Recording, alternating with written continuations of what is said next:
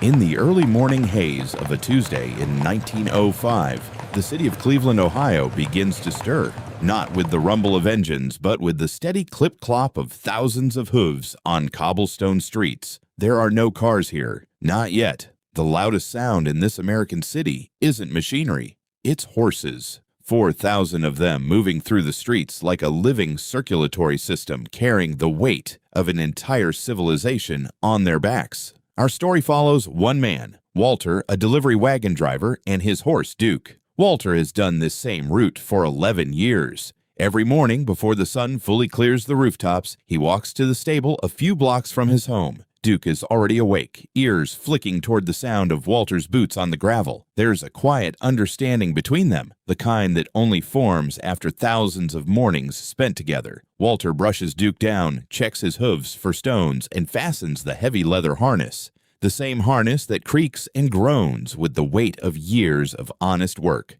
The wagon waits outside, wooden wheels worn smooth at the edges, ready to be loaded with crates of goods bound for the markets, shops, and homes across the east side of the city. By 6 in the morning, the streets are already filling. Other wagons rattle past, milk carts, coal deliveries, ice wagons dripping cold water onto the stones. Streetcars pulled by horses glide along their rails, carrying workers to the factories. The air smells of hay, leather, smoke from morning chimneys, and the particular mustiness of a city that runs on animal power. Walter's first stop is a grocer on Euclid Avenue. He unloads crates of fruit, exchanges a few words with the shopkeeper, and gives Duke a moment's rest, a pat on the neck, perhaps a piece of apple from his coat pocket. Then it's onward, past a blacksmith hammering horseshoes, past stable boys mucking out stalls, past a street sweeper desperately trying to keep up with the endless task of clearing manure from the roads. It's a job that in this era never truly ends, for thousands of horses produce tons of waste every single day,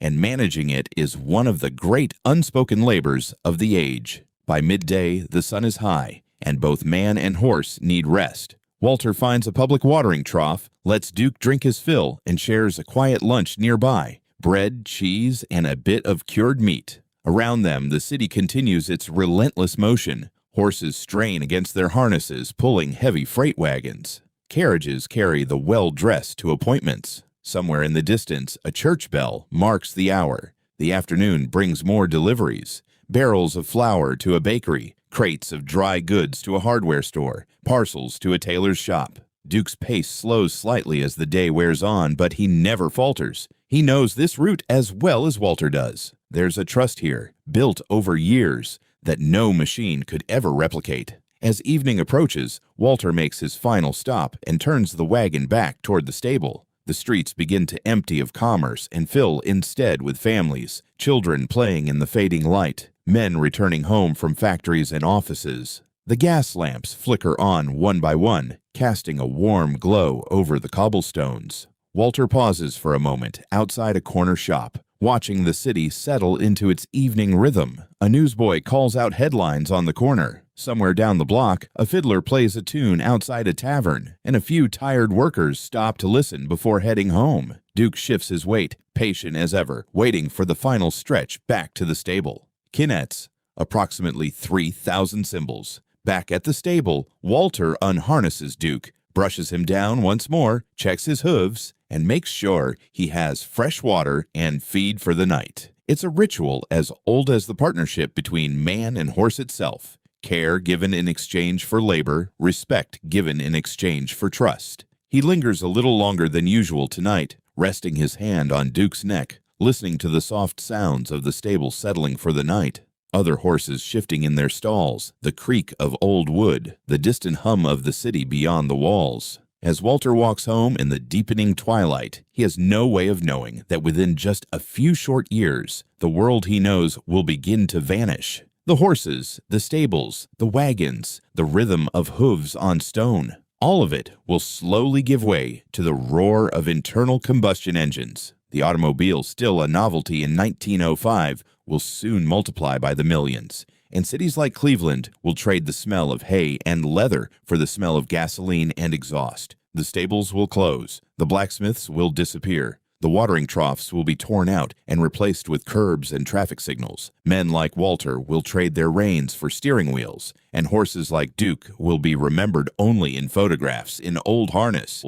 The sun dips lower over Cleveland, painting the rooftops in shades of amber and rust. Walter leads Duke through the final stretch of cobblestone streets, the wagon now empty, its wheels rattling softly with every turn. The city around them grows quieter. Shops closing their shutters, lamplighters making their rounds, the smell of dinner drifting from open windows. At the stable, Walter takes his time. He unbuckles the harness piece by piece, running his hands over the leather out of habit more than necessity. Duke leans into him slightly, the way he always does at the end of a long day. A small gesture of trust that Walter has come to rely on as much as any wage. He fills the water trough, spreads fresh hay, and checks once more for any stone caught in a hoof. Satisfied, he gives Duke one last pat on the neck. "Same time tomorrow," he murmurs, the way he has for 11 years.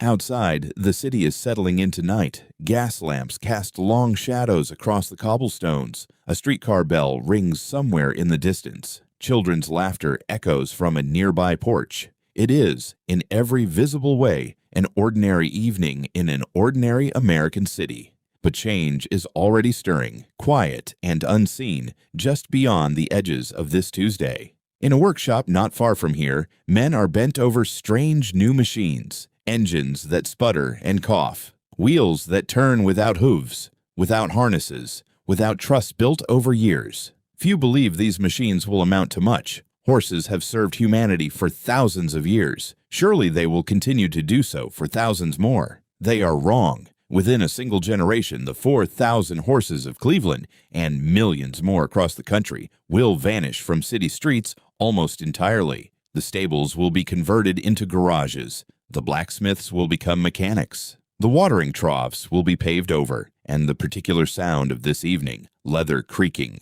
hooves echoing, a man's quiet voice speaking to his horse, will fade into something only history remembers. Walter doesn't know any of this as he walks home under the gas lamps. He only knows that tomorrow, before the sun clears the rooftops, he will walk back to this stable, and Duke will be waiting, ears already turning toward the sound of his boots on the gravel. It was just one day, one Tuesday in 1905, but it was built on something that no engine could ever replace. The quiet, patient partnership between a man and the animal who carried his living, one delivery at a time. A world before cars, a world that ran on trust. Years later, the city Walter once knew becomes almost unrecognizable. The cobblestones are paved over with asphalt. The watering troughs disappear, replaced by traffic lights. The stable where Duke waited every morning becomes a garage, then a parking lot, just another forgotten corner of a city racing toward the future. But on quiet evenings, old men still talk about the way things used to be. They remember the sound of hooves on stone at dawn, the smell of hay drifting from stable doors, the rhythm of a city that moved at the pace of a walking horse. They remember drivers like Walter, men who knew every street and every shopkeeper by name,